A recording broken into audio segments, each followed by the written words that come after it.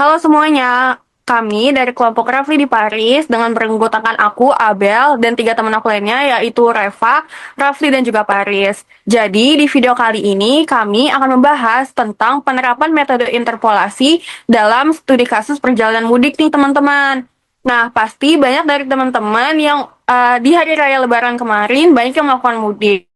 Nah, mudik itu merupakan perjalanan dari kota lain ke kota yang lainnya di mana kita berpindah tempat yang melewati jalur yang berbeda-beda. Ada naik turun, ada berbelok-belok, dan sebagian lainnya.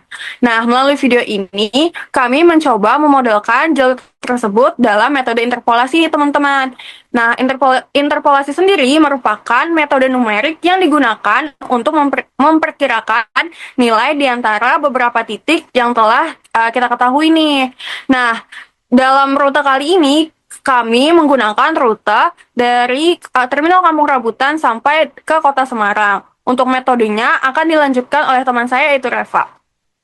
Dalam dalam pemodelan perjalanan ini kami menggunakan dua metode interpolasi, yaitu interpolasi linear dan interpolasi kubik. Interpolasi linear dapat dianalogikan sebagai jalur perjalanan yang dapat ditarik dengan garis lurus dari satu titik ke titik berikutnya. Metode ini sederhana, namun kurang mampu merepresentasikan kondisi jalan yang sebenarnya. Sedangkan interpolasi kubik menghasilkan kurva yang lebih halus karena mempertimbangkan perubahan kemiringan di setiap titik. Dalam tugas ini, kami mengambil rute perjalanan dari Jakarta menuju Semarang dengan beberapa titik penting, yaitu 1. Terminal Kampung Rambutan, 2. Tol Jakarta Cikampek, 3. Tol Cipali, 4. Tol Palikanci, 5. Tol Batang Semarang, 6. Exit Tol Banyumanik, dan yang ketujuh Terminal Banyumanik. Setiap titik tersebut direpresentasikan dalam bentuk koordinat geografis asli, yaitu lintang dan bujur yang diperoleh dari Google Maps. Koordinat tersebut kemudian dinyatakan dalam bentuk pasangan XY, di mana X merepresentasikan bujur atau posisi horizontal, Y merepresentasikan lintang atau posisi vertikal. Penggunaan koordinat asli ini bertujuan agar jalur yang dimodelkan benar-benar mendekati kondisi perjalanan sebenarnya. Pemilihan rute ini juga didasarkan pada jalur yang tidak sepenuhnya lurus, karena terdapat beberapa belokan dan perubahan arah sehingga perbedaan antara interpolasi linear dan kubik dapat terlihat dengan jelas. Bagian awal saya menggunakan fungsi clear dan postal untuk membersihkan command window, workspace, serta menutup semua figur agar program dimulai dari kondisi yang bersih. Nah, di sini saya mendefinisikan data latitude dan longitude yang merepresentasikan titik-titik jalur dari Jakarta menuju Semarang. Nah, setiap pasangan indeks pada fungsi lat dan fungsi ion membentuk satu titik koordinat geografis. Nah, pada bagian ini berfungsi sebagai validasi data. Jika jumlah latitude dan longitude tidak sama, maka program akan dihentikan karena tidak ada data yang valid. Nah, kita masukkan T sama dengan 1 dan seterusnya. Saya membuat variabel T sebagai domain berupa indeks data. Kemudian di sini kita menentukan jumlah titik interpolasi sebanyak 500 agar lebih halus. Nah, variabel TI berisi titik-titik baru dengan interval kecil yang akan digunakan untuk interpolasi. Nah, untuk pada bagian ini saya menggunakan fungsi bawaan spline untuk melakukan interpolasi kubik spline. Metode ini menghasilkan kurva yang lebih halus karena mempertimbangkan kontinuitas hingga turunan kedua. Nah, selanjutnya saya menggunakan fungsi interp 1 untuk interpolasi linear. Metode ini lebih sederhana karena hanya menghubungkan titik dengan garis lurus, sehingga hasilnya tidak selalu S-spline. Nah, bagian ini digunakan untuk menyiapkan visualisasi grafik. Fungsi figur membuka jendela baru akan memungkinkan beberapa plot ditampilkan sekaligus, dan grid on membantu kita dalam membaca sebuah grafik. Nah, di sini saya memvisualisasikan hasil interpolasi. Nah, garis biru menunjukkan hasil cubic spline, garis hijau menunjukkan interpolasi linear, dan titik merah adalah data aslinya. Nah, terakhir saya menambahkan judul dan legenda untuk membedakan hasil masing-masing metode. Nah, dengan ini kita bisa membandingkan hasil interpolasi terhadap data asli secara visual. Nah, di sini perbedaan utama antara S-spline dan interp 1 adalah tingkat kehalusan kurva. Kubik S-spline menghasilkan kurva yang lebih smooth dan kontinu hingga turunan kedua, sedangkan interpolasi linear hanya kontinu pada fungsi tetapi tidak pada turunannya. Nah, di sini sebelum kita menggunakan fungsi eksternal, kita di sini akan merakit fungsi satunya dulu, linear manual. Di sini ada XY sama XI. Nah, pada bagian ini saya mendefinisikan sebuah fungsi bernama linear manual untuk melakukan interpolasi linear secara manual. Nah, fungsi ini menerima 3 input, yaitu X sebagai domain dan Y sebagai nilai fungsi, serta XI sebagai titik yang ingin kita interpolasi. Outputnya adalah YI sebagai hasil interpolasi. Nah, di sini saya menginisiasi variabel YI dengan nilai 0 yang memiliki ukuran sama dengan XI. Tujuannya adalah untuk menampung hasil interpolasi pada setiap titik yang akan dihitung. Nah, loop pertama ini digunakan untuk menginterasi setiap titik pada XI. Nah, program akan menghitung nilai interpolasi satu persatu untuk setiap titik yang kita inginkan. Nah, loop kedua digunakan untuk mencari interval pada data X.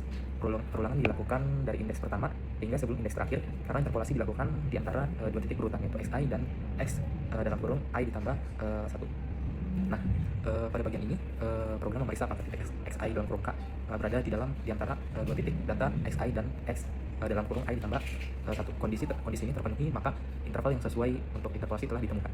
Nah, di sini dilakukan perhitungan interpolasi linear menggunakan persamaan garis lurus. Nilai y k dihitung dari nilai awal y ditambah gradien dikalikan dengan jarak relatif antara xi dalam kurung k dan xi. Rumus ini merupakan dasar dari interpolasi linear antara dua titik. Nah, perintah break digunakan untuk menghentikan loop setelah interval yang sesuai ditemukan. Hal ini membuat program lebih efisien serta tidak perlu memeriksa interval lainnya. Nah, bagian ini menutup struktur kontrol if serta kedua loop for untuk yang digunakan dalam proses interpolasi. Nah, kita tutup dengan n, fungsi n yang menandakan akhir dari definisi fungsi linear manual. Nah, fungsi ini menunjukkan bagaimana interpolasi linear dapat diimplementasikan secara manual tanpa menggunakan fungsi bawaan, sehingga membantu memahami konsep dasar interpolasi dalam komputasi numerik. Nah, untuk yang bagian kedua yang cubic spline manual, pada bagian ini saya mendefinisikan fungsi ini untuk melakukan interpolasi kubik spline secara manual. Inputnya adalah x sebagai domain, y sebagai nilai fungsi, xi sebagai titik interpolasi, dan outputnya yi sebagai hasil dari interpolasi. Nah, di sini saya menentukan jumlah data n serta menghitung selisih antar titik pada x menggunakan div dalam kurung x yang disimpan dalam variabel h. Nilai h ini merepresentasikan jarak antar titik yang menjadi dasar dalam perhitungan f-line. Bagian ini menghitung nilai alfa, yaitu perubahan kebiringan antar segmen. Bagian ini digunakan untuk membentuk sistem persamaan pada cubic spline agar kurva memiliki kontinuitas hingga turunan keduanya. Nah, di sini saya menginisiasi variabel i, mu, dan z yang digunakan dalam proses menyelesaikan sistem persamaan tridiagonal. Nah, nilai awal ditentukan sebagai kondisi batas f-line natural, yaitu turunan kedua di titik awal sama dengan 0. Nah, loop ini melakukan proses forward elimination untuk menyelesaikan sistem tridiagonal. Nilai i, mu, n, z dihitung secara berurutan untuk mempersiapkan perhitungan koefisien f-line. Nah, pada bagian ini menetapkan kondisi batas akhir, yaitu turunan kedua bernilai 0, sehingga f-line yang digunakan adalah f-line natural. Nah, di sini saya menginisiasikan koefisien f-line yaitu c, b, dan d. Koefisien ini akan digunakan untuk membentuk persamaan polinomial kubik pada setiap interval. Nah, loop ini melakukan back substitusi balik untuk mendapatkan nilai koefisien c, b, dan d. Koefisien ini memastikan kurva f-line halus dan kontinu di setiap titik. Nah, koefisien a diambil langsung dari nilai y karena ada f-line. Karena pada f-line nilai awal setiap segmen sama dengan nilai fungsi di titik tersebut. Nah, di sini saya menginisiasi array yi untuk menyimpan hasil interpolasi pada setiap titik xi, dan pada bagian ini digunakan untuk menghitung nilai interpolasi pada setiap titik xi. Program mencari interval sesuai lalu menghitung nilai menggunakan persamaan polinomial kubik dengan koefisien a, b, c, dan d. Nilai dx adalah jarak relatif dari titik awal interval, dan terakhir fungsi ditutup dengan n yang menandakan akhir dari proses interpolasi cubic spline manual. Nah, intinya cubic spline menghasilkan interpolasi yang lebih halus dibandingkan linear karena menjaga kontinuitas hingga turunan kedua, sehingga sangat cocok untuk pemodelan data lintasan atau data fisik yang kontinu. Nah, untuk bagian eksternal ini langsung kita clear dulu. Pada bagian awal, untuk membersihkan komponen Windows seperti biasa, workspace, dan menutup semua figur agar program dimulai dari kondisi yang bersih. Nah, di sini saya mendefinisikan data latitude dan longitude yang merepresentasikan titik-titik jalur dari Jakarta menuju Semarang. Setiap indeks pada lat dan fungsi lat dan ion saling berpasangan untuk membentuk koordinat geografis. Nah, pada bagian ini berfungsi sebagai validasi data untuk memastikan jumlah latitude dan longitude sama. Jika tidak sama, program akan dihentikan secara tidak valid. Nah, di sini saya membuat domain T sebagai indeks data, kemudian saya menentukan jumlah titik interpolasi sebagaimana untuk menghasilkan kurva yang lebih halus. Nah, variabel TI adalah domain baru dengan interval lebih kecil untuk proses interpolasi. Nah, di sini saya menggunakan fungsi manual cubic spline yang tadi kita sebelumnya kerjakan untuk melakukan interpolasi. Nah, interpolasi dilakukan pada latitude dan longitude secara terpisah untuk menghasilkan jalur yang halus.